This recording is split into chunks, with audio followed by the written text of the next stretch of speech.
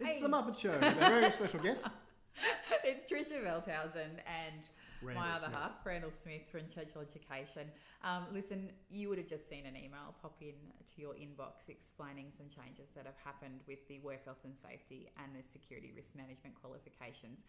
It's all there in writing, but we just thought we'd walk you through it quickly with just a chat so that you can understand what's happening. So in a nutshell, in the area of work health and safety and security risk management, there have been some new qualifications come out. In an ideal world, they'd tell us about that before they drop them, but they don't. So they've just landed, they're on our scope of registration, and we just wanted to walk you through them. So let's first of all put your mind at ease. Randall, if you just got qualified in the last couple of months with the security and risk management qualifications or the work health and safety qualifications, are your qualifications still good? Absolutely. You are Okay, current, great. hold them. They are a great qualification, industry recognised. You meet the requirements. Even better, in the work health and safety, if you hold the certificate 4 and the diploma of work health and safety from the last iteration, they're actually deemed equivalent to the new iteration. The advanced diploma is different, but the one you've got is still valid. In the security and risk management qualifications, if you hold the certificate 4 in security and risk management, as it was called, that's been deemed equivalent to the new certificate 4. The diploma hasn't, because they've had a bit of a shift in that one, but it's still valid. So that's the first thing. So if you're worried and going, oh my God, it's like I just bought the new car and I've taken it out and already there's a new one, or in your case, anything where they released it from Apple and a new one was coming, really bugged you, that's not what's happening here. So let's just quickly run our way through. What's changed in work health and safety, Randall? The code, the numbers have changed, haven't they? So the title will stay the same. Codes have definitely changed. Yeah. You know it's a current one at the moment because it's got a 19 at the end. So those last two numbers on your code always indicates the year that it came out. So that's the first thing to know. The previous one was 15 and the Yeah. one before that was 12. So Here's the deal though, guys. If you've got the 12 version, so if you've got a certificate, work health and safety, either a certificate, diploma, advanced diploma, and it had that 12 on the back end, you really need to now start to look at upgrading, because what happens is the gap gets too big and you can't leverage across them. So, you know, I just said that the ones before that they've been deemed equivalent, not the 12. So you've got to be really careful about how far that gap goes. In fact, we had a client in last week who spent a couple of hours with me working on his next career move. For example, he had that certificate 4 in training and assessment, but he had the old BSZ one, which was, was it 10 years? 1998. 1998. God. The year we met. Very exciting. But so long ago and too long ago to leverage. So you've really got to keep on top of what's the gap between your versions. So that's that first piece to remember. They, in advanced diploma of work health and safety, they have made some changes there. Across the board, what we've noticed is they've actually made it harder for all of them. So the evidence has shifted in what's required. So that's something to bear in mind, that if you are looking at upgrading your qualifications, we're going to be asking for different evidence. So we're working our way through and making sure that we kind of can still ask for the least amount and make the process as simple for you as possible. But if you haven't upgraded your work health and safety qualifications in a while, we'd actually recommend you have a look at doing the version that's just been replaced, because they're going to be more straightforward for you to get. So that's just that quick tip there. When it comes to the security and risk management qualifications, there has been a real shift in Australia, because that was last done. The certificate 4 was 2007 from memory, is that right? Correct.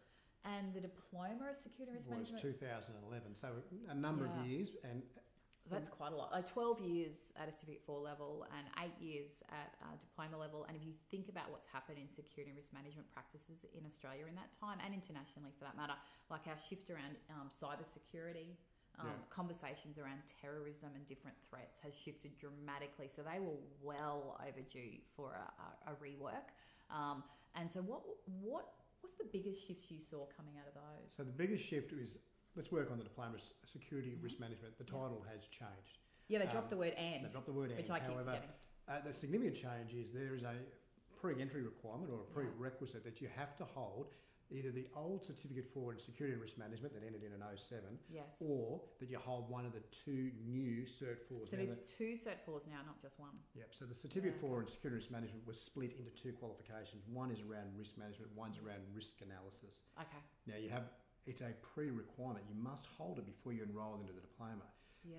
This is a significant change. We have seen in the work health and safety qualifications a requirement to hold core units from the qualification below. Yeah. But this is actually holding a full qualification. Okay. That's a big change. And so that's something that means that in order to enrol in that diploma, you have to have that Certificate 4 now. So that, again, would be something that's worth keeping an eye on. So if you haven't upgraded for a while, keep an eye on that one. Again, you could enrol in the 2007 version to get your Certificate 4 so that you can then get your diploma sorted. In terms of costs, effectively you're ending up with two qualifications for the price of one, aren't you? Yeah, that's correct. So that's something that's also going to be an interesting outside kind of review. People often ask us, is there an advanced diploma of security and risk management? There isn't. So this is quite a niche technical area, and it sits at that diploma area, and we've seen no change. They didn't bring about a new level. No. One of the things to take in consideration, though, is with the security and risk management, especially the Certificate 4, in some states, New South Wales, for example, there's a licensing requirement to hold the Certificate 4, security and risk management, CPP 40707. Now, we know now, as of today, we're talking this, that there has been a change. The qualification has split. Yes. It will take some time for your licensing bodies to catch up.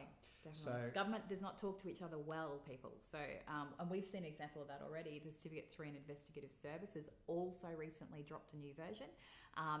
And you have to have the Certificate 3 in order to get your private investigator's licence, for example, in Queensland. But when you go to those requirements for that, it's actually talking about the old units. It's not talking about the new one. And so if you did the new one, you actually wouldn't be compliant to get your licence. And that's that gap that happens in communication amongst government departments. So for us, that old Certificate 4 is still on the hop for security and risk management. You want to look carefully if you're looking for licensing requirements about which version you need, because some of these things can take some time to filter through. Correct. So in terms of gathering your evidence and looking at it, as I said, if you haven't upgraded in some time, now is the time to look at that, because you don't want to let that version control get too far out. And because some of them are not deemed equivalent, you especially want to keep an eye on that. If you've just upgraded, here's the good news. There will be people that, if, in the sense you just got qualified in the old version that's just been replaced. I say old, it's like weeks old, this new one. You are going to see that there's students still studying those versions for at least a good year to come. So that they will still be, they're in overlap. You won't see an issue with that in the employment market. So just breathe and sit firm. But as always, keep an eye on where you're sitting, because if you let it get too far behind, so if you're sitting on the versions of work health and safety that were back in 2012, 2013, sort of you went last through, you really do need to now jump on board and have a look at where you're sitting. It's too hard to get that gap met otherwise. We'll be keeping an eye on the simplest path through. But as we mentioned, they've definitely lifted the bar on these new versions. So that will have some changes coming. Now, it's something that we thought we'd share on video too, so that you can explain it to your mates, colleagues that might have let it go too far, because too often we get people that call and say, oh, I did it years ago. It's like, I'm really sorry. We would so love to help you, but this is just too big a gap, and people get forced back into studying. And let's face it, if you're out on the tools, you're actually doing it, you've had years of experience, you do not want to end up back in a classroom with someone that has zero experience just because the changes have been too great for you to address. So that's always about being timely and keeping on top of it. And I was just going to mention about our client evidence bank. It's our online portal, secure portal, where you can actually upload your working documents. This is an initiative we started at the beginning of 2019, and it's been a smashing hit with our clients. So if you don't have your own personalised link, feel free to reach out and let us know, because that's secure, it's for you, it's the simplest way to get your evidence through, and it has an unexpected bonus for those of us who, like me, might from time to time delete a document or not know how to source it, unlike you. And so they call us. Yeah. But it's a bit like banking for your future, and I tell everyone I talk to, something that you see today that might be worth of a mental note, take a capture of it and upload definitely. it. And we may not even look at it for another month or two or three, but at least it's there. And sometimes, it's one of these things where you go, wow, that was I did a really good piece of work here. Yeah. Well, then we share it with us and we'll look at it. We recently had a successful audit with our national regulator, which is fantastic. Gave me the chance to, in fact, they looked at the work health and safety and the security risk management qualifications in that audit. And it gave me the chance to dive through a number of our clients' files that it was selected and have a look at them. And the quality of your evidence is really outstanding, and it always impresses us what you actually do. And it's the sort of stuff you take for granted that you just do day in, day out. Throw it in your evidence bank. It's all secure, and it's always there then to help us make sure that those upgrades are ready for you, and they're simple things to pull off. So anyway, that's our update. As always, feel free to ring us because everybody's situation is different. And we're always happy to give you some time, whether it's on the phone, whether it's via a video call, or if you came into the White House, as people do, happy to sit down, work our way through what your qualifications are, where your resume's at, what your LinkedIn's looking like, what your whole profile is, and where you think you're going. So feel free, give us a call, 1300 793 002, or reply to the email that would have sent you this link. Meanwhile, I think that's it from me. And that's it from me. And we'll talk to you guys Cheers. very soon. Bye. Thanks, everyone.